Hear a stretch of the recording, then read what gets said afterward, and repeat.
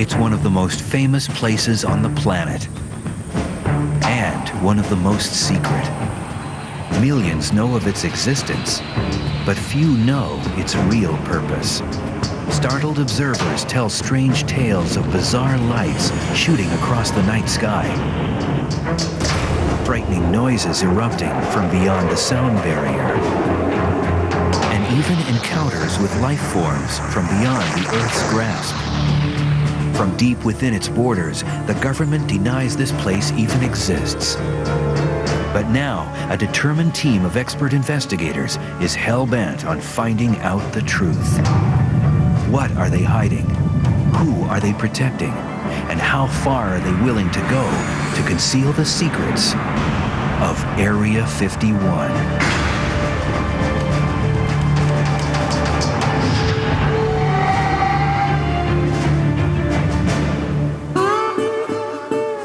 The thing that makes it interesting is they deny that it's there. Area 51 is unlike any other U.S. military base. Located deep in the Nevada desert, this top-secret facility is surrounded by a wall of rugged, unforgiving mountains, protected by an impenetrable ring of security that keeps the base beyond the reach of intruders, and, critics charge, all government oversight. Reports of strange advanced aircraft suggest they may be testing anti-gravity propulsion, a revolutionary aviation system once reserved for science fiction. Chuck Clark may be the world's foremost authority on Area 51. As a professional astronomer and aviation hobbyist, he's always had a fascination with the base, which the U.S. military claims is simply an aircraft test site. In the remote Nevada desert, the tiny town of Rachel is the closest most people get to the high-security base called Area 51. It trades on wild claims of UFOs, but many think the government encourages alien theorists to propagate myths about Area 51 in order to discredit legitimate watchdogs.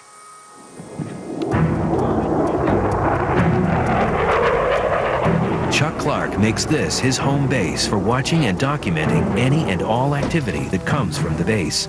Today, he's meeting with the team of experts he's assembled to spend 24 hours using any legal means for the most intensive in-the-field investigation ever launched into the true nature of this legendary base.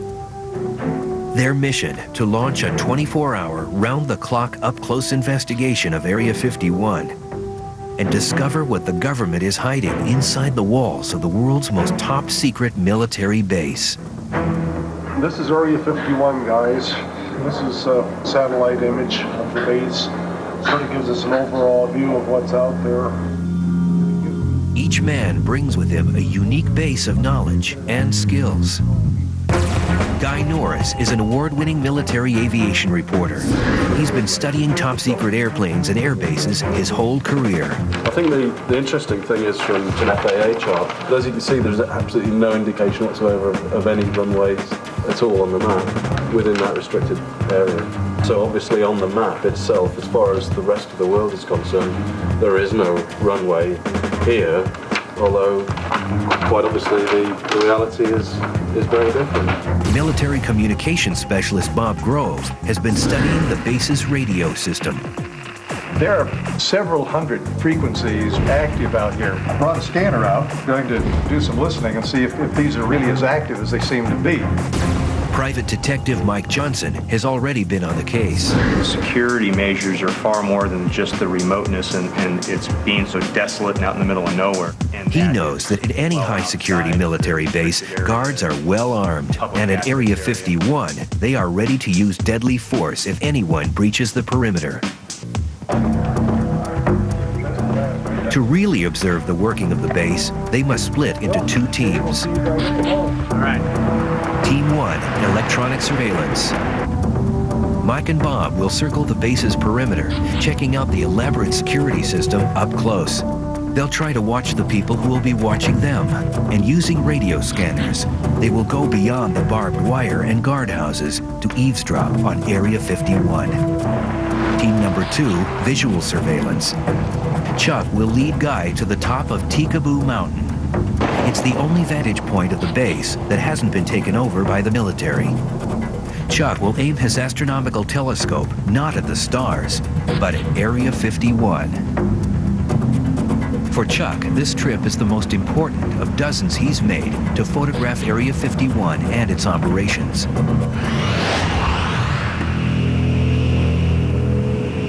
Ten years ago, Chuck retired to tiny Rachel, Nevada, so he could get a closer look at the military's latest airplanes. But the more Chuck peered beyond the walls of Area 51, the more he saw that the base was operating according to its own rules, under separate command, out of view, and above the law. Chuck discovered just how far Area 51 security reaches. One day, Chuck was hiking in the desert when he stumbled on what he thought was debris from a crashed airplane. I bent over to, pick it up, pull it out of the sand to see what it was, and I saw the antenna sticking out of the ground. So I cleaned it off. It was a transmitter that had a lead going off to a smaller plastic box that was a sensor. Chuck has uncovered a motion detector, not along Area 51's secure buffer zone, but miles away from the perimeter of the secret base and on public land. To Chuck, the sensors are the latest in a series of covert moves designed to expand Area 51's ability to carefully monitor the movements of innocent civilians. It's a little overkill in my opinion. They have about a 25-mile buffer zone out here, and it's all terrain like this. It gets rougher as you go. Why they have to put stuff outside the line, it escapes me. I found them over in the next valley as far as 8 miles outside the line and a mile from Highway 375. Determined to expose the military scheme, Chuck enlists the help of award-winning investigative journalist George Knapp. It took us about half an hour to find the first sensor. 5 minutes after that, we found the second one. See, there's your transmitter right there. And we'll come around here. And right here will be the time delay unit. And you'll see it's clearly marked U.S. government property. In all, the two men discover over a dozen sensors, all set up to transmit information back to Area 51. Retired astronomer and desert rat Chuck Clark keeps an eye on the top-secret base known as Area 51. When George Knapp's story hits the air, Chuck is on the move. Chuck has discovered a way to breach the barbed wire and penetrate the ring of security to get inside Area 51 without getting arrested. But it means he has to travel 500 miles to Denver, Colorado. Inside this nondescript building is advanced technology originally developed by the military that runs Area 51. Now Chuck can turn the tables and get an insider's view of the secret base. Space Imaging is a company that owns and operates ICONUS, the world's first commercial high-resolution satellite. ICONUS circles the Earth every 98 minutes, beaming back aerial images so precise it can even pick out the building that funds Area 51, the U.S. Capitol. So Chuck, what's your interest in Area 51? I moved out there about 10 years ago, and whenever I wasn't photographing the stars in the heavens, I pointed my big lenses at the base. Ooh, I'm sure they love that. Oh, they loved it. Using the ICONUS aerial photos, the team at Space Imaging is able to assemble an accurate 3D model of Area 51. The U.S. government may not like Chuck, but they can't stop Space Imaging from giving him his first real peek inside the ultra-secret base. Oh, boy. This is Area 51, built with our ICONUS imagery, and then we're able to fly through with this software. That's fantastic. I have photographs that I've taken showing the fronts of these, but I've never seen this building. And I did notice some sand on the runway, so I wasn't sure if there hadn't been something that had landed there recently, or maybe the aircraft began landing right about here. Maybe that dust is just painted on for a deception, too. Mm-hmm. These are, some nefarious people that are running this place, and they might think of something like that. Yeah. Is this public information? I'm sort of, little brother watching big brother. You watch mundane things long enough and you figure stuff out. the security as tight as all the rumors I've heard and what I've seen on TV? Well, it's probably tighter. The security has sensors that are set up miles outside the perimeter, and so they're out there watching you long before you get anywhere near the line. Whoa. I'm not going to disappear after this show. Probably, but... In Denver, Chuck's mission is accomplished. He quickly hits the road again, determined to share his findings with the rest of his team. But while Chuck was getting his glimpse inside Area 51, the federal government was already striking back, as he's about to learn the hard way. I got a call from a friend of mine with the FBI who said, "What the hell are you doing up at Area 51? Something heavy was going to come down real soon. Something bad for Chuck."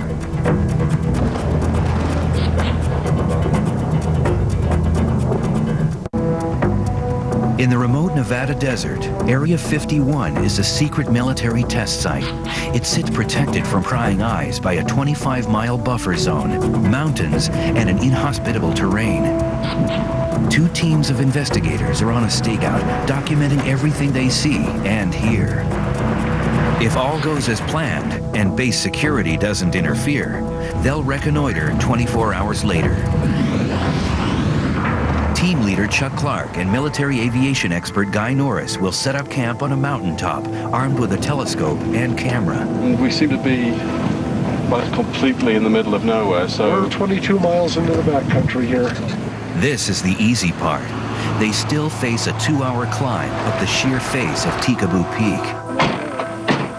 Wow, so that's how high then?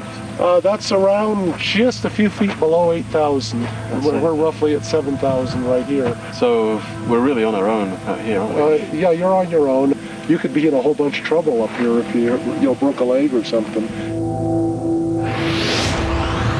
Chuck Clark knows what trouble is.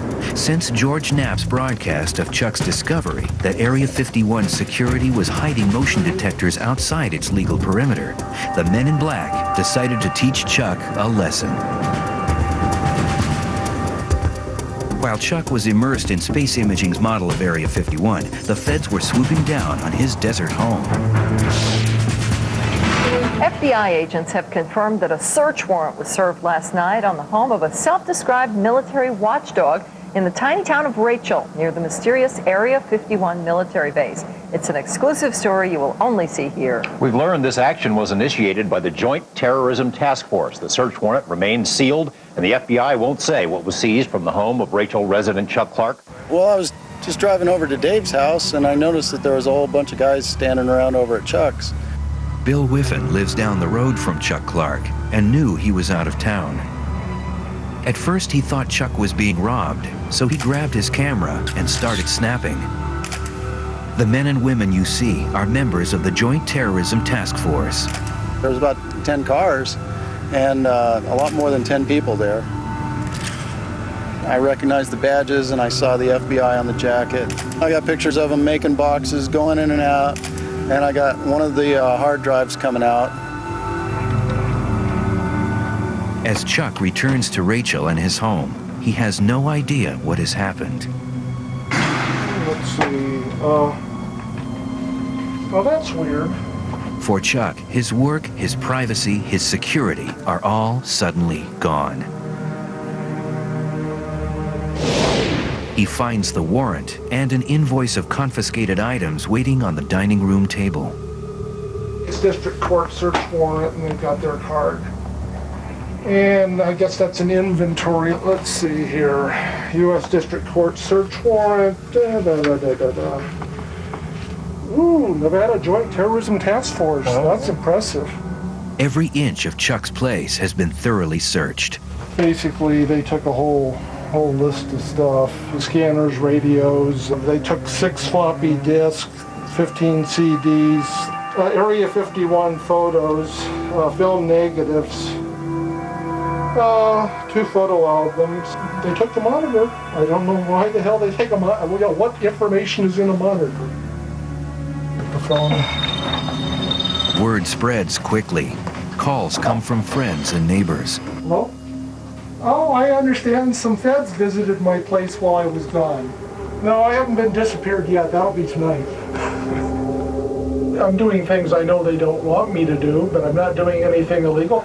You know, I think they resent the fact that we're starting to publicize their sensors on public land. Now, the message they were trying to send to him was knock it off. I know what I can legally get away with, and I know what I can't get away with, and I push it right to the edge, but I don't go past that edge. And that's what's got him so irritated, that I'm not intimidated by him. I get right in their face with the camera lens. Aware that the government is investigating Chuck, his other teammates, security expert Mike Johnson and audio expert Bob Grove, take up their part of the mission. They are just 2 miles from the rear entrance to Area 51, and they're certain that security can see them coming. There's several ways that they can sense, of course. I'd imagine they're listening to us right now. Well, it could be. They're certainly watching us, but I'd imagine they're listening pretty close. Fence line right up there.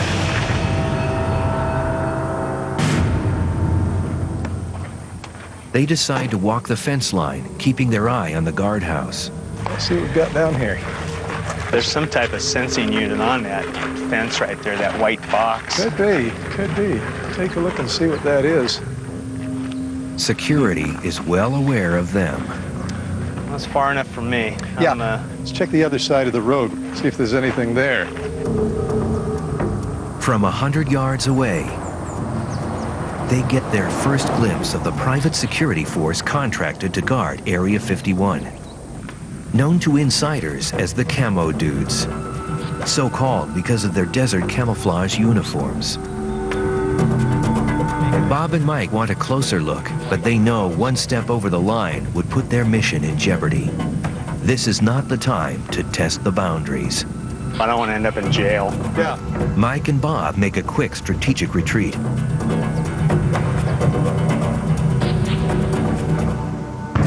Up next, Area 51 comes alive. Unbelievable. And we go inside Area 51 with Mr. X. Absolute power is true. Corruption, absolutely. When we return. 2 crews of renegade researchers battle fatigue in the harsh desert environment as part of a 24-hour vigil to uncover the mystery of a place whose existence is still denied by the government. I should have been in training for this. Well, Back on the mountain, Chuck and Guy make their way up the dangerous path to the summit of Tikaboo Peak, carrying a 50-pound telescope and gear for the cold night ahead. the first half mile here up to the first ridge is killer. It's steep and loose. And it gets steeper as we get higher. Their destination, the only available view of Area 51.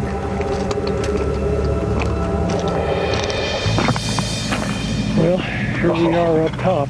Wow. That is so spectacular, isn't it? So what do you think? Is it worth the climb? Yeah, I mean, I'm finding it difficult to describe to you, actually, what it's like. I think the weird thing is that although we're here on planet Earth, you feel like you're on the edge of another world out there. Looking out across the desert through the heat haze, there is another world, one the government has tried to hide from prying eyes. It's Area 51. Yeah, I can see some buildings glinting sort of thing in the sun, and I can make out one of the runways. Unbelievable. I can't believe I'm actually seeing it. It's unbelievable. After all this time, it's incredible. It's not really a myth. Yeah, it really exists. Chuck and Guy hurry to make camp on the bare mountaintop, all too aware that if they can see the base from here, the base can see them. They're 26 miles away and must rely on Chuck's telescope and telephoto camera to let them spy on and document any activity at Area 51. With the eyepiece in place, it will give us about a 50-power look. Oh, yeah. Both men know Area 51 exists to test the ultra-secret new technology right out of science fiction. In terms of what could be going on there, There's been a growing speculation that anti-gravity propulsion, this sort of so-called holy grail of aerospace, could be on the verge of becoming reality. There are quite a few stories about things that seem to be anti-gravity, and I've seen a few things over the years also. Like what? Objects that rise slowly and sort of hang motionless for minutes at a time and then suddenly dart halfway across the sky in a second or two and stop instantly, or make a high-speed V-turn. That's incredible, isn't it? You never know what you're going to see. They're testing all sorts of things here. On the desert floor, disguised as campers, Bob Grove and Mike Johnson are setting up to monitor anything coming or going inside Area 51. They won't be able to see directly into Area 51, but Bob will be able to monitor any transmissions. If there is a presence of phenomena of any type, it can be measured in a physical sense, and there are a variety of test instruments that can do that. For example, this little device, turn it on here. You hear that little chirping sound. This indicates that we have transmitters on, and you and I happen to know that we have because each of us is wearing one. It's our little wireless microphones. Right. With monitors set, Bob and Mike settle in for a long night of listening.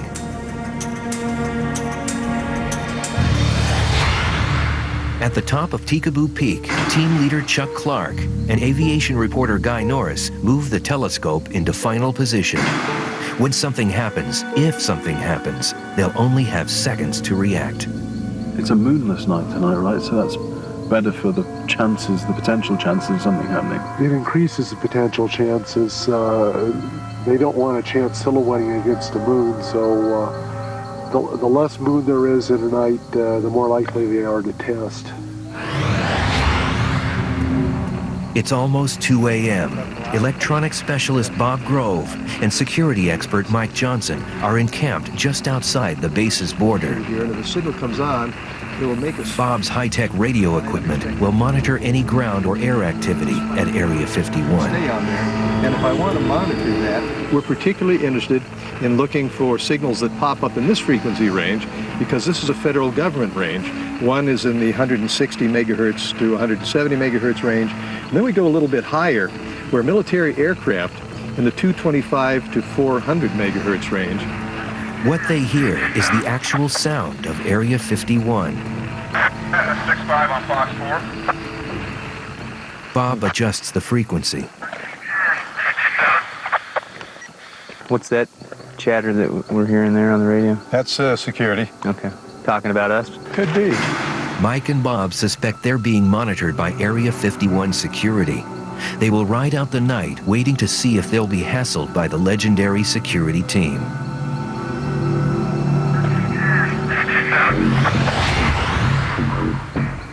Chuck and Guy can see lights appear. It seems to be operational, even at 3 a.m. In the years that I've been here, the almost 10 years I've been here now, it's expanded quite a bit, probably doubled in size just in the last 10 years.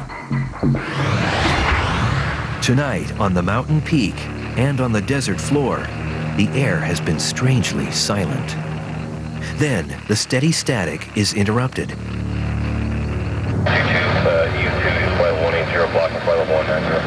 Bob struggles to keep the frequency in range. We have now a number of military aircraft air-to-ground frequencies active, indicating they've got something in the air, as well as ground control frequencies. That something is moving at an incredible speed, straight toward Guy and Chuck. We've just got a really bright light in the sky directly overhead the site. Did you see that? Oh boy. It's still there. It seems to be moving to the north, but that was amazing. It was so bright, wasn't it? Yeah. It was directly over the site. Well, it makes me think it might have been an aircraft with a very directional light on it. Guy hopes for a second sighting so that Chuck's camera has a chance to catch it. But the sky suddenly goes quiet over Area 51. The runway goes dark. When we return, the next morning brings more flights. Oh, there's a MiG-29. Excellent. Mr. X takes us inside the super-secret base. It's an Air Force separate from the normal Air Force above the regular Air Force. And Mike Johnson gets too close to the truth. We got the Las Vegas Metropolitan Police Department watching me. I definitely got his attention. It's 5:30 a.m. As the dawn breaks, Chuck and Guy use the telescope to view the base one final time before the heat haze obscures the image. There's the control tower on the left of that little higher hill in the center. Yeah. You see the top 20 feet of it. Oh, yeah, right. And it looks like the vehicles are over on the left side of that new taxi right now.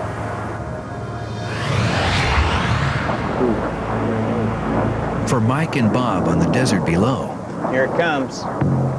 15,000 feet above their heads, Area 51 comes alive. Guy hears it too. Sounded like there was something in the air over there, Chuck. It could be a B-2 bomber. They practice refueling around dawn and then stay in the airspace for a couple hours out here.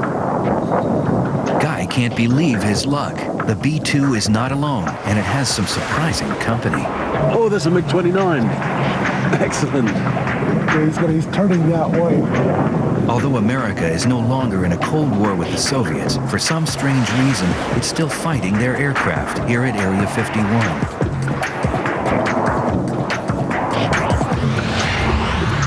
In the valley below, Mike and Bob suspect they have been watched all night by base security. They are ready to meet with Chuck and Guy, but have one last place on the map to check. Well, if I listened to Chuck correctly, the main gate ought to be about 10 miles or less off there toward that hill. As they close in on the official entrance, Mike is startled by something in the mirror. Barreling toward them is an enormous vehicle. With its windows painted black to protect or hide its passengers, it speeds toward a day's work at the top secret base. Holy smokes. The bus doesn't even slow down. I think the bus is doing a little more than 45, maybe 145. He was hustling. He was. To prepare for this 24-hour vigil, Mike Johnson spent weeks on the strangest stakeout of his career. His target? An Area 51 employee who will talk for the first time about life on the base. It's mind-boggling from my perspective as an investigator how well maintained the secrecy of this facility is. The first step, how many people work there, and how do they get to the remote desert base? Area 51 is located 140 desolate miles north of Las Vegas. For years, it's been whispered that a secret airline shuttles hundreds of Area 51 employees every weekday from their homes near Las Vegas to their classified jobs on the base. The name? Janet Air. Legend has it that JANET stands for just another non-existent terminal. Whatever it's called, there's no doubt now that the airline is real. Over here is the McCarran International Airport, and the Janet Terminal is on the west edge of the airport property. This secret site is just a few blocks from the Las Vegas Strip. The only indication of where you're at all is the signs that say warning, secure facility, or no trespassing. There are no overt indications of what this facility is. It's what we refer to as hiding in plain sight. During his stakeout, the first thing he notices is something that Janet airplanes don't have. There is no identifying markings on those aircraft with the exception of the tail number. All aircraft have a tail number with the exception of military aircraft, which would indicate to me that they are privately held aircraft. Using his investigative skills to run down the tail number, Mike knows these planes are owned by EG&G, a huge government contractor. One of the Janet flights just loaded up, moved out onto the tarmac, and should be taking off here any second.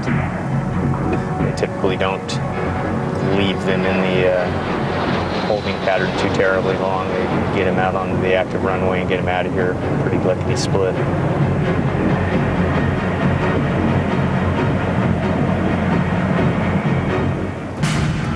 Every day, hundreds of men and women pass through these gates on their way to work at Area 51. We're seeing a car go in now. The guard just stepped out. This driver's going to display some form of identification, and the guard's trying to figure out what I'm doing, and he's watching me watching him. Mike is on public property, but he still has reason to worry. The guard hasn't taken his eyes off Mike's car. I definitely got his attention. He knows I'm here. Here's a chance to check out the system's security. But it could also lead to compromising the mission or jail.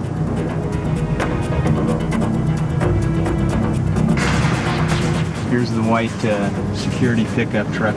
Got Janet Terminal Security watching me. I've got the Las Vegas Metropolitan Police Department watching me. And I'll be stunned if a marked or an unmarked unit doesn't come up and try and ID me here in a second.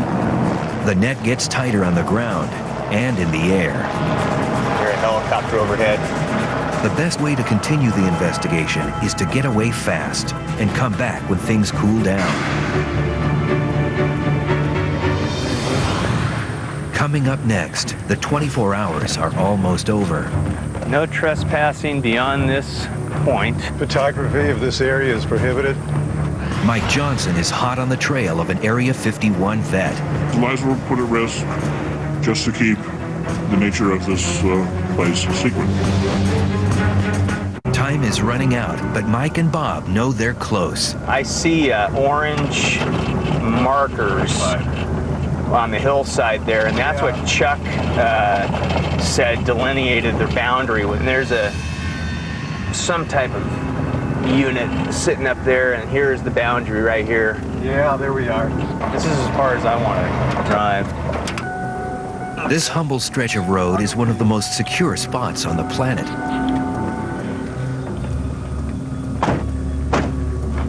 Some censoring units up there on the hill. Looks like it, yeah, the big one on top especially. People who have crossed this line have been arrested, interrogated, stripped of cameras, phones, even their clothes.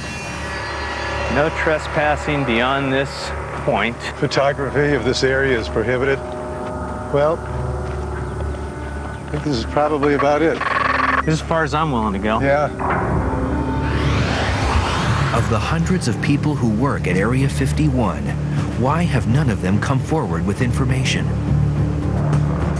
What kind of threat does the government hold over their heads? Mike's investigation has led to uncovering the addresses and backgrounds of people who park their cars in a secure Las Vegas air terminal and fly to the super-secret base. Now it's time for him to take the next step and reach out. An unmarked black SUV pulls out of the gate. This could be the opportunity of a lifetime. I spent a couple days out here, and I watched the activity. I was able to do some research and find out the owner of the vehicle is an employee at the test site. Mike is more determined than ever to track down someone who can unlock Area 51's mysteries from the inside. With Mike tailing close behind, the black car moves off the freeway. It's a promising turn of events. The further his target goes from the intimidating glare of base security, the more likely he is to talk. I don't have a clue what leverage the contractor or the government uses, but man, they must sign their life away. It's phenomenal how well kept the secret is. Rush hour traffic slows the chase down, and for a moment, Mike loses sight of his target. The car I'm following is at least a quarter mile ahead of me right now. Mike manages to pick up the trail again. Now he weaves between vehicles, staying close enough to keep a constant watch on the black SUV. while being careful not to blow his cover. Our guy is still up in the #1 lane. Let's see how lucky I can get. The chase moves from the freeway to city streets and begins to draw to a close in this slow-paced suburban neighborhood. These people are your average middle-class, upper-middle-class folks. They're your next-door neighbor, the parents of your children's best friend. They just happen to have a super-secret job. We'll see what happens here, and then go knock on the door.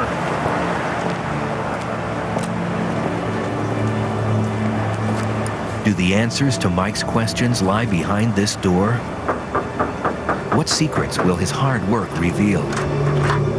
My name's Mike Johnson. I'm an investigator. You're not in any trouble whatsoever. But one of your vehicles has been seen going in and out of the Janet terminal. And we were hoping we could talk to you about Area 51. No comment. And the door closed, and that was that. From the reaction, I'm pretty confident he works there, and that's where we're at. He's not going to talk about it. The government's strict secrecy policies prove a formidable obstacle. But Mike's patient and more determined than ever to find someone who will talk to him. I am going to have to do some substantial digging to identify a disgruntled type employee that's willing to talk or even acknowledge their participation with Area 51.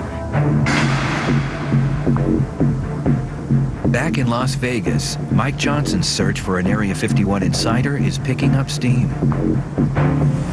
A tip from an inside source has brought Mike to this nondescript hotel. If his information is correct, waiting upstairs to speak with him is a former employee of Area 51. I worked at Area 51 for approximately 14 years, and through the 1980s and the early part of 1990s. Success. The man is apparently willing to talk, but only if his name is not used, his face hidden, and his voice disguised.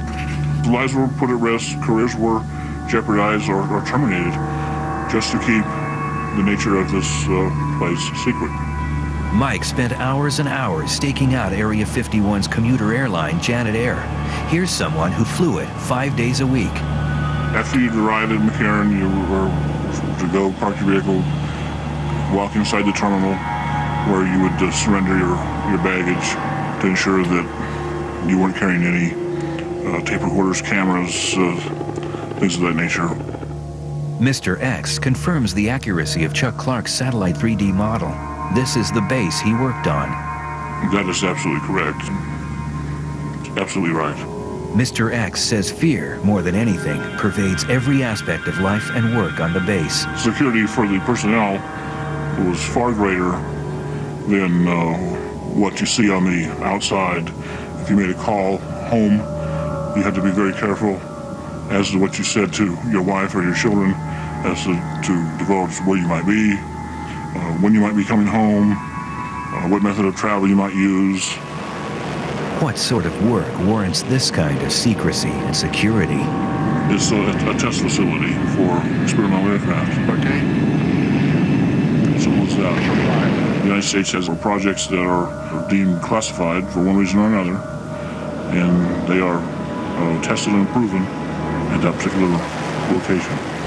But Mr. X says Area 51 is unlike any other Air Force base. It is an Air Force separate from the normal Air Force, absolutely. And the attitude of the individuals up there is, yes, we are not the regular Air Force.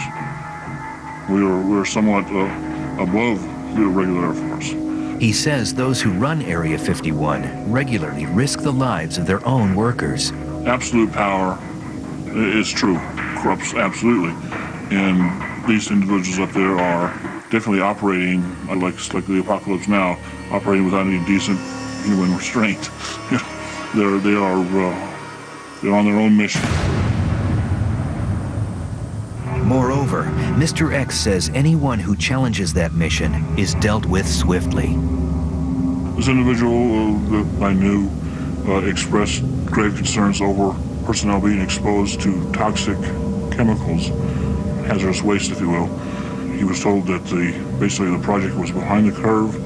They needed to expedite its completion, and that kind of information would be kept from those personnel. And when he challenged that, he was dismissed, removed from the base. Mr. X is well aware of the risks of talking, but he says that unless the truth comes out, corruption could very well destroy the base's very real military functions. I think there should be a congressional investigation of the place.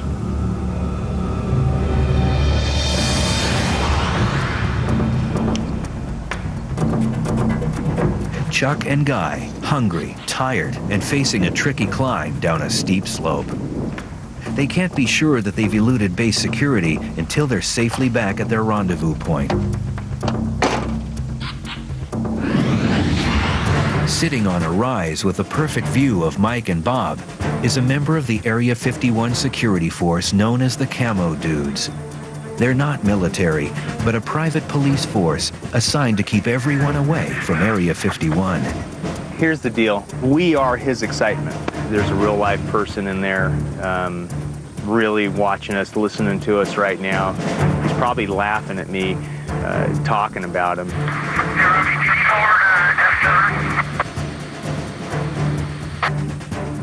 Still a lot of activity on the security channels. Well, I think we've seen just about all we're going to see here, and I'm not willing to go any further. Yeah, I don't think we should tempt fate. With security definitely alerted to their presence, they know it's time to leave and meet up with Guy and Chuck.